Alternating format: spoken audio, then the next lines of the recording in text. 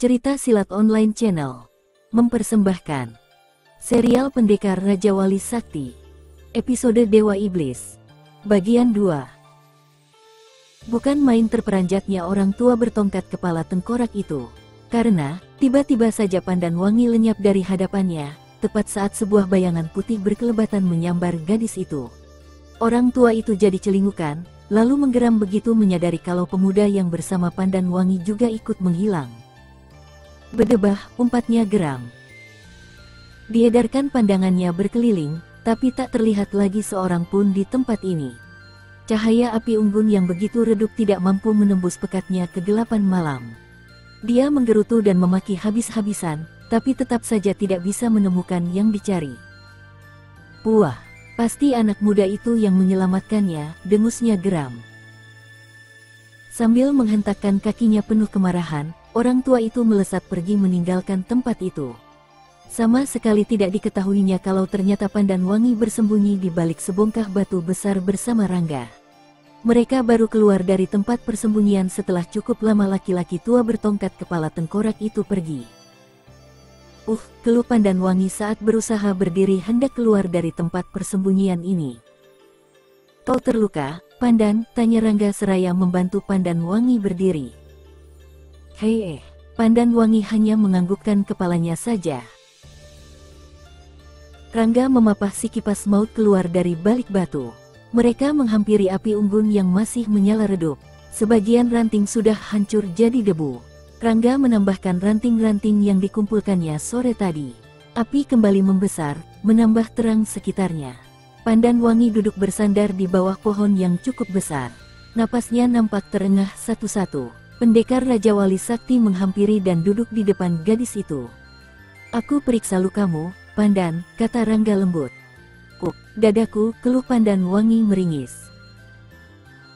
Tanpa ragu-ragu lagi, Rangga menekan ujung jari telunjuknya di dada pandan wangi. Gadis itu meringis sambil menggeliatkan tubuhnya. Buru-buru pemuda berbaju rompi putih itu menarik kembali ujung jarinya. Dipandangi wajah gadis itu dalam-dalam. Pendekar Raja Wali Sakti itu bangkit berdiri dan menghampiri kipas baja putih yang tergeletak tidak jauh dari situ. Dipungutnya senjata itu dan diserahkan pada pandan wangi.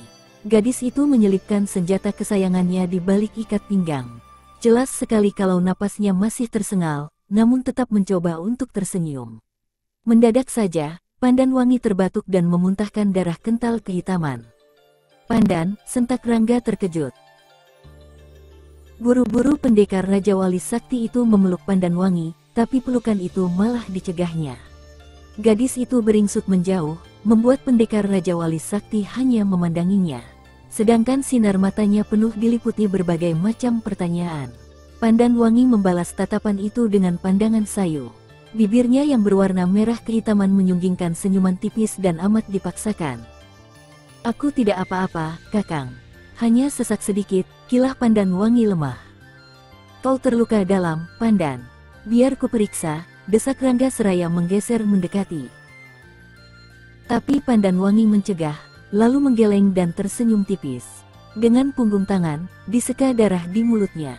Rangga kelihatan cemas melihat pandan wangi begitu lemah dan pucat. Dia yakin kalau gadis itu terluka dalam akibat pertarungannya dengan laki-laki tua misterius tadi.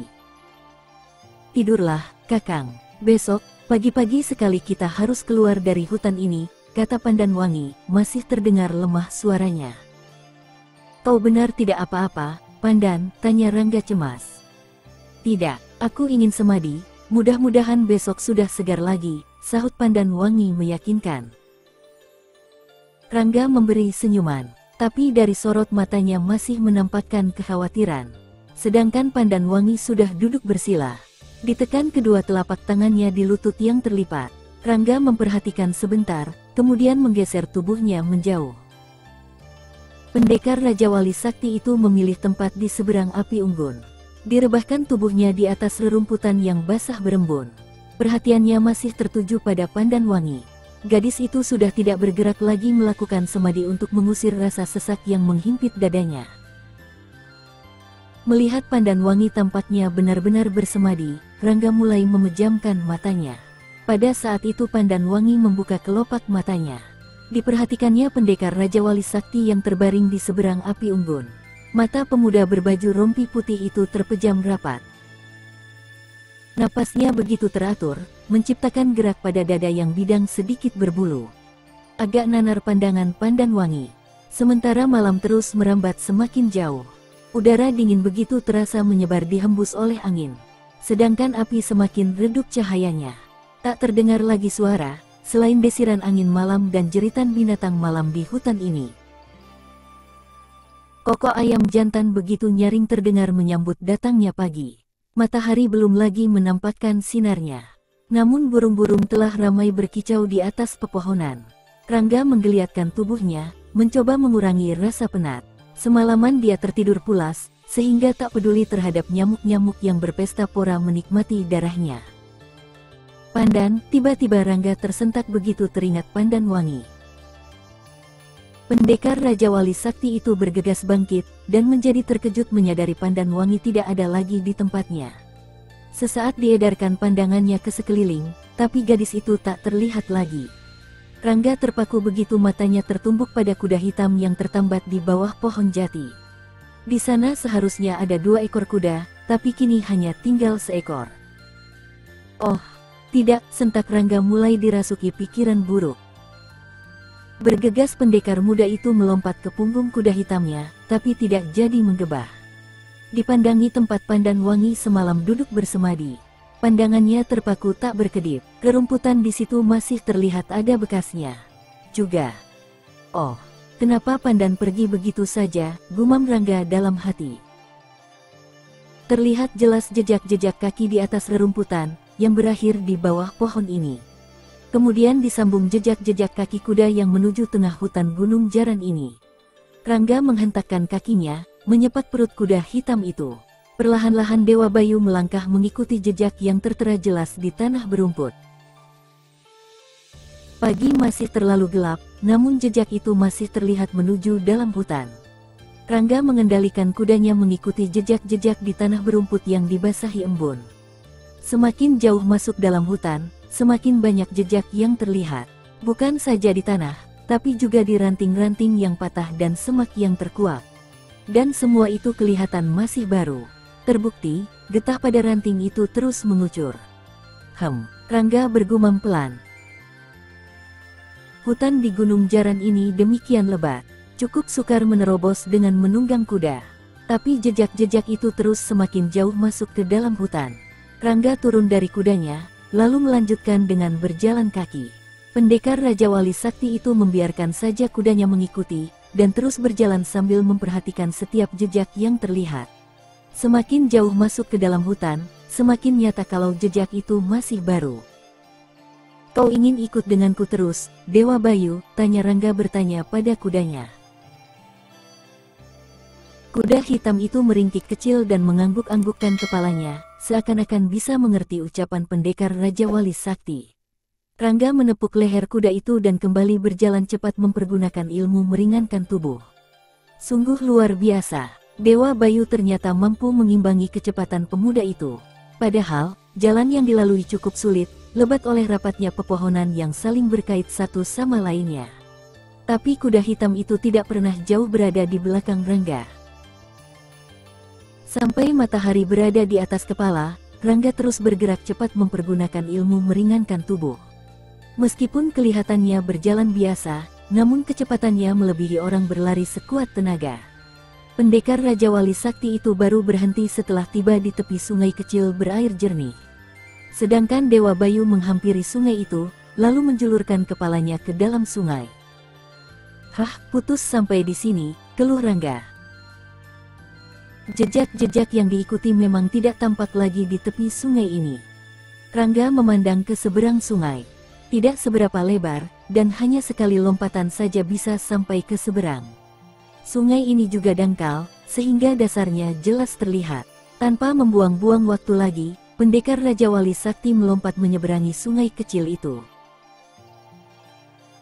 Benar dugaannya, hanya sekali lompatan saja, Rangga berhasil menyeberangi sungai itu. Begitu ringan kakinya menjejak tepi seberang sungai. Pendekar Raja Wali Sakti itu mengedarkan pandangannya berkeliling. Agak berkerut juga keningnya, karena tidak lagi menemukan satu jejak pun di seberang sungai ini. Tapi mendadak saja hatinya dikejutkan suara ringkik kuda dari seberang. Saat menoleh, "Putih," desis Rangga. Pendekar Raja Wali Sakti itu kembali melompat menyeberangi sungai begitu melihat seekor kuda putih berada di samping kuda hitam miliknya. Rangga mengenali betul kalau kuda itu milik Pandanwangi dan masih memakai pelana lengkap. Rangga bergegas menghampiri begitu tiba di seberang. "Putih, di mana Pandanwangi?" tanya Rangga. Kuda putih itu seperti mengerti pertanyaan Rangga, lalu langsung meringkik sambil mengangguk-anggukkan kepalanya. Kemudian diputar tubuhnya dan berlari kencang. Tanpa membuang-buang waktu lagi, Rangga melompat ke punggung Dewa Bayu dan cepat menggebahnya. Kuda hitam itu meringkik keras, lalu melesat bagai sebatang anak panah lepas dari busur. Rangga memacu kuda hitam itu membuntuti kuda putih yang terus berlari cepat. Dua ekor kuda berlari menyusuri tepian sungai yang jarang ditumbuhi pepohonan. Kemudian pada belokan sungai, kuda putih itu berhenti, lalu menoleh ke belakang dan kembali berlari lagi mendaki tebing batu yang tidak begitu terjal. Tak ada kesulitan bagi Rangga untuk mengendalikan Dewa Bayu mendaki tebing batu itu. Dan pada akhirnya pendekar Raja Wali Sakti sampai di sebuah dataran yang cukup luas. Rangga menghentikan kudanya, tepat saat kuda putih itu berhenti. "Hup!" Rangga melompat turun dari punggung kudanya. "Kau yakin Pandanwangi kesini, Putih?" tanya Rangga seraya mendekati kuda putih itu. Kuda putih itu meringkik sambil mengangguk-anggukkan kepalanya, kemudian mengangkat kedua kaki depannya tinggi-tinggi. Rangga memperhatikan tingkah kuda putih itu, kemudian memandang sebuah perkampungan yang terlihat jelas di depan sana. Sebuah perkampungan kecil yang kelihatan sunyi bagai tak berpenduduk. Aku tidak pernah mendengar ada perkampungan di sekitar Gunung Jaran ini," gumam Rangga berbicara pada dirinya sendiri. Pendekar Raja Wali Sakti itu mengamati sekitarnya. Suasana begitu sunyi, tak terdengar suara apa-apa. Hanya desir angin saja yang mengusik telinga. Sama sekali tidak terdengar suara binatang. Rangga jadi bersikap waspada terhadap kesunyian ini. Dihampirinya kuda-kuda yang tengah merumput. "Kalian tunggu di sini, aku akan melihat ke sana," kata Rangga pada kedua ekor kuda itu. Kedua ekor kuda itu seperti mengerti saja, dan sama-sama terangguk dan kembali merumput. Rangga kemudian mengayunkan kakinya menghampiri perkampungan yang tidak begitu jauh di depan. Hanya melewati sedikit padang rumput kering, pendekar Raja Wali Sakti sudah sampai di sana. Rangga merasakan adanya keanehan di perkampungan ini. Begitu sunyi, malah sama sekali tidak terlihat seorang pun. Rumah-rumah yang terbuat dari bilik bambu beratapkan rumbia, semuanya kosong tak berpenghuni. Bahkan tanda-tanda kehidupan pun tidak dijumpai. Tidak begitu banyak rumah yang ada, hanya sekitar 12 yang berdiri saling berdekatan satu sama lain. Apa nama tempat ini?" gumam Rangga bertanya pada dirinya sendiri. Pendekar Raja Wali Sakti sudah mengelilingi tempat ini 3 kali, dan memeriksa setiap rumah. Tapi tetap tak dijumpai seorang pun. Bahkan tanda-tanda bekas kehidupan saja tidak dijumpai. Rumah-rumah ini seperti sengaja dibangun tidak untuk ditempati. Pendekar Raja Wali Sakti itu mengamati rumah yang berada paling tengah. Rumah yang paling besar dan kelihatan paling mewah. Perlahan-lahan Rangga menghampiri rumah itu. Sepasang matanya yang tajam selalu beredar mengamati sekelilingnya. Langkahnya berhenti tepat di depan pintu yang terbuka lebar. Dari luar sudah terlihat kalau rumah ini kosong tak berpenghuni. Tapi yang membuat pendekar Raja Wali Sakti itu bertanya-tanya, keadaan di sini begitu bersih seperti terawat rapi. Baru saja Rangga hendak melangkah memasuki rumah itu, tiba-tiba saja terdengar bentakan dari arah belakang. "Diam di tempatmu, anak muda." Rangga mengurungkan niatnya hendak memasuki rumah itu. Perlahan diputar tubuhnya berbalik, tampak di depannya kini sudah berdiri seorang laki-laki berusia lanjut, dan tubuhnya agak bungkuk. Bajunya bercorak indah dari bahan sutra halus yang cukup mahal harganya. Ikat kepalanya terbuat dari lempengan emas berhiaskan batu-batu permata. Laki-laki tua itu memegang sebatang tongkat hitam, yang dihiasi 3 buah cincin emas membelit tongkatnya. Rangga benar-benar terpukau, seakan-akan tengah berhadapan dengan seorang raja atau bangsawan kesasar di dalam hutan yang sunyi ini. "Anak muda, apa tujuanmu datang ke sini?" tanya laki-laki tua itu tajam. "Maaf, aku tidak sengaja berada di sini, karena sedang mencari adikku yang hilang," sahut Rangga sopan seraya membungkuk sedikit memberi hormat. Siapa namamu?" "Rangga, dan adikku yang hilang bernama Pandanwangi." "Rangga," laki-laki tua itu bergumam pelan mengulangi nama Rangga. Sedangkan Rangga sendiri hanya diam saja sambil terus mengawasi seksama. Benaknya masih dipenuhi berbagai macam tanda tanya tentang laki-laki tua ini. Kehadirannya sungguh mengejutkan dan tidak diketahui sama sekali. Sehingga bagai muncul dari dalam tanah saja. "Kau memasuki daerah yang sangat terlarang, anak muda," jelas laki-laki tua itu. Suaranya serak dan berat. "Terlarang? Aku tidak mengerti maksudmu, Ki," tanya Rangga. "Tempat ini terlarang bagi siapa saja, tanpa kecuali. Siapa saja yang melanggar harus mati. Itu sudah menjadi hukum tetap di sini, anak muda," tegas kata-kata laki-laki tua itu. Tunggu dulu, aku tidak mengerti maksudmu.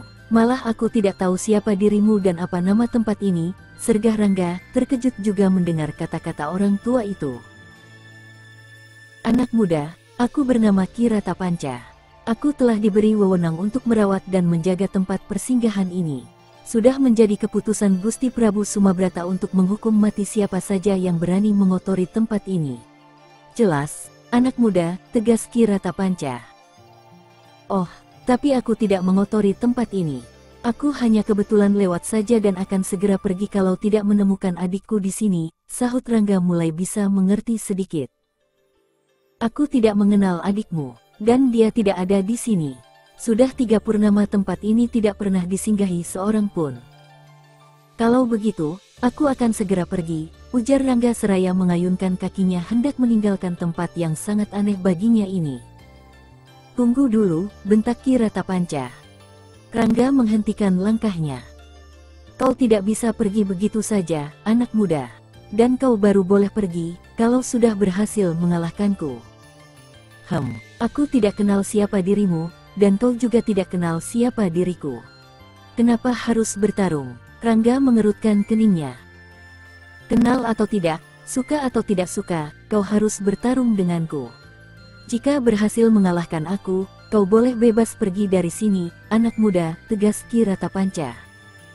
"Aneh, apakah ini juga perintah dari Gusti Prabumu?" "Tentu." Rangga bergumam seraya mengerutkan keningnya dalam-dalam. Tapi belum juga pendekar Raja Wali Sakti itu bisa berpikir lebih jauh lagi, mendadak Ki Ratapanca sudah melompat sambil berteriak keras menerjangnya. Tongkat hitam dengan cincin emas 3 buah berkelebat bagaikan deburan ombak menghantam pantai. Rangga terkejut, dan buru-buru melompat mundur menghindari serangan mendadak ini. Terkesiap juga hatinya, begitu merasakan angin kebutan tongkat yang demikian dahsyat itu. Tubuhnya sampai terhuyung bagai selembar daun kering terhempas angin. Namun cepat-cepat pendekar Raja Wali Sakti itu menguasai keseimbangan tubuhnya sebelum Ki Ratapanca menyerang kembali. "Tahan, aku." Belum lagi Rangga selesai berkata, Ki Ratapanca sudah kembali menyerang dahsyat. Tongkat yang panjangnya sama dengan tubuhnya itu berkelebatan di sekitar tubuh Rangga. Pemuda berbaju rompi putih itu terpaksa berlompatan menghindari setiap serangan laki-laki tua itu. Menyadari serangan-serangan yang datang begitu gencar dan sangat berbahaya, Rangga segera menggunakan jurus 9 langkah ajaib. Gerakan-gerakan kaki dan tubuhnya memang seperti tidak beraturan dan bagai orang yang tidak pernah mengerti ilmu olah kanuragan. Tapi Ki Ratapanca sulit untuk mendesak. Setiap serangan yang dibangun selalu kandas dan tidak pernah menemui sasaran tepat. Bahkan beberapa kali ujung tongkatnya hampir menusuk tubuh Rangga. Namun tinggal beberapa helai rambut lagi, pendekar Raja Wali Sakti itu dapat menghindar dengan manis. Tiba-tiba saja Ki Ratapanca melompat mundur menghentikan serangan-serangannya. Ditatapnya Rangga, seakan-akan tengah mengukur kemampuan pemuda itu. Sedangkan Rangga sendiri hanya berdiri tegak dan bersikap tenang. "Apa hanya sampai di situ kemampuan yang kau miliki, anak muda?" tanya Ki Ratapanca, agak sinis suaranya. Persoalan yang kuhadapi sudah cukup banyak, Ki. Dan aku tidak ingin menambah persoalan baru lagi denganmu, sahut Rangga tenang. Penolakanmu sungguh halus, tapi bukan berarti kau bisa pergi dari tempat ini begitu saja. Rangga hanya diam saja. Bisa dimengerti kalau laki-laki tua itu tetap akan menyerangnya. Memang disadari kalau dirinya tidak akan mungkin bisa melayani jika hanya menggunakan jurus 9 langkah ajaib. Sementara Kiratapanca sudah kembali bersiap hendak menyerang. Rangga masih berdiri tenang dan terus memperhatikan. Selama laki-laki tua itu masih menggunakan jurus-jurus olah kanuragan, pendekar Raja Wali Sakti akan melayaninya pula dengan jurus. Rangga tidak ingin membuat persoalan baru, dan sedapat mungkin bisa meninggalkan tempat ini tanpa membuat Kiratapanca merasa sakit hati. Bersambung ke Dewa Iblis 3. Masih bersama cerita Silat Online Channel. Jangan lupa like and subscribe, terima kasih.